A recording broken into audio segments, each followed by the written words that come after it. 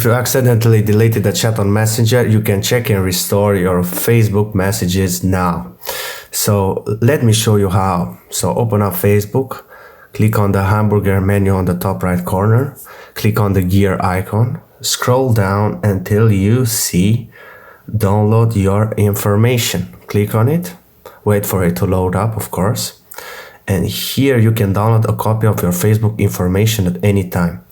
So you have a lot of options, stories, reports, reviews, whatever. So we have to deselect all and select the one we are interested in, which will be messages. So after you clicked on your desired option, we're gonna click on messages and then scroll down until you see create file. After that, a copy of your information is being created and you will receive it by your email or by your Facebook notification. And we can see that I've created my Facebook profile in May 10, 2012. I didn't even know that. So this is how you can recover your messages.